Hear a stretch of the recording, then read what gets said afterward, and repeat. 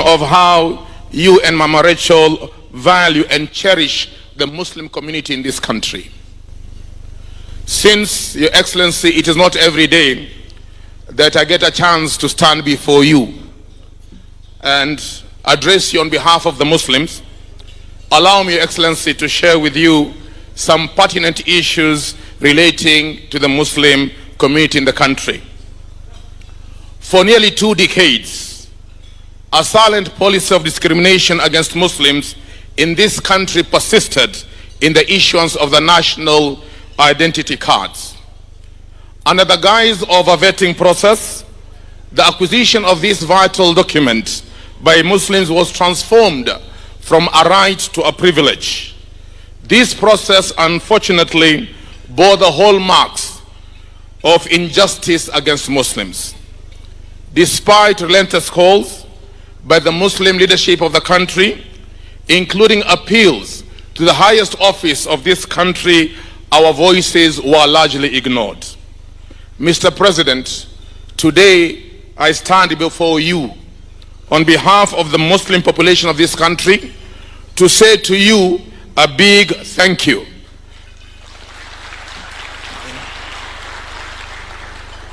And to express our heartfelt gratitude to you for listening to our cries and abolishing vetting for issuance of IDs to Muslims.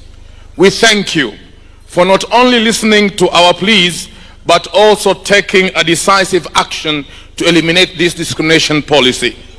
Even in the face of opposition from those who sought to maintain this unjust practice, you remained resolute and unshaken.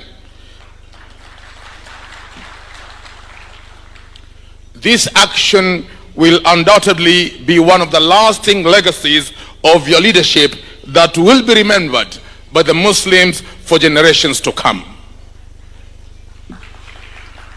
Your Excellency, in the same stride, we humbly request that your directive be extended to the issuance of passports, where having a Muslim name is an automatic ticket for vetting. It is discrimination and gives a sense of feeling that we are less Kenyans and we are not. We believe that such practices have no place in our nation. We are Kenyans like any other Kenyan in this country. Your Excellency, we are hopeful that you will address this matter with the same commitment of justice and fairness. Mr. President, we also commend you for continuing the tradition of waiving taxes on dates during the holy month of Ramadan. I have chosen, Your Excellency, to commend you specifically, and I repeat, specifically you, because C.S. John Badi officially wrote back to us in January telling us that his hands were tied. So it is through your intervention, Your Excellency, that Muslims received a tax waiver on the importation of dates during this holy month of Ramadan. Asante sana, Your Excellency. We request, Your Excellency, that this noble gesture be institutionalized for the coming years, and that the waiver be gazetted well in advance of the blessed month, allowing for broader distribution. For the second consecutive year, Mr. President, your government has provided food support to vulnerable Muslims during the month of Ramadan. We understand that the program, which costs more than 100 million shillings, is a goodwill gesture from Your Excellency and aims at ensuring the vulnerable Muslim households in various countries have access to meals during this holy month of Ramadan. It is a noble gesture which the Muslim community greatly appreciates, Your Excellency. Mr. President, last year we made an appeal to your good self for an alternative Sharia-compliant mechanism in the Hustler Fund to see to it that Muslims also enjoy its benefits.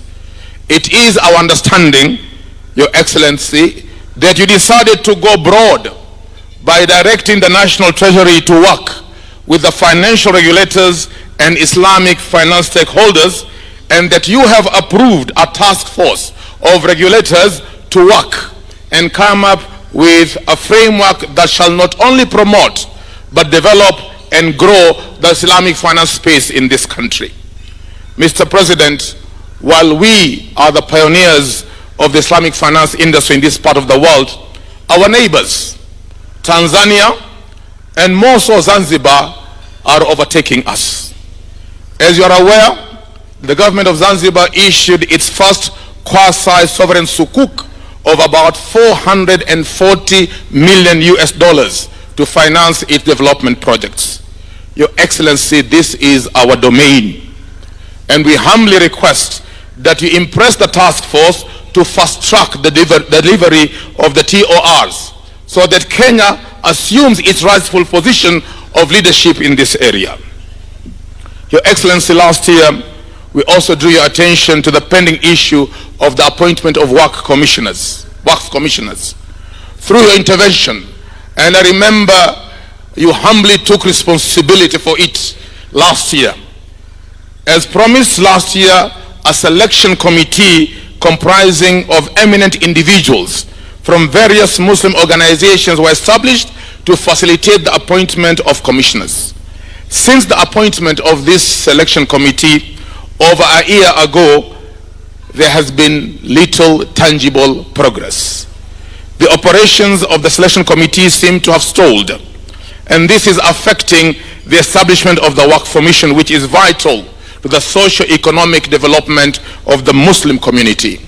Once again, we kindly request that you intervene with the AG to facilitate the operations of the selection committee so that the appointment of commissioners can be finalized and the Waqf Commission can begin its work. In addition, Mr. President, following our appeal last year, you issued a clear directive to schools that were prohibiting Muslim female students from wearing the hijab. Regrettably, despite your directives, a number of schools continue to deny Muslim students their constitutional rights to express their faith. Some institutions even prevent Muslim students from performing their prayers while compelling them to engage in religious practices that are not part of their faith. We respectfully urge you once again to direct the CS for Education to ensure that schools respect the rights of Muslim students to freely exercise their religious beliefs. Your Excellency, while we appreciate the steps taken towards realizing the aspiration of the Nubian community to be officially recognized as among the Kenyan tribes, the issue of their recognition remains a pending matter. Communities such as the Shona, Makonde, and Pemba, who have had a shorter presence than the Nubian in this country, are now happily enjoying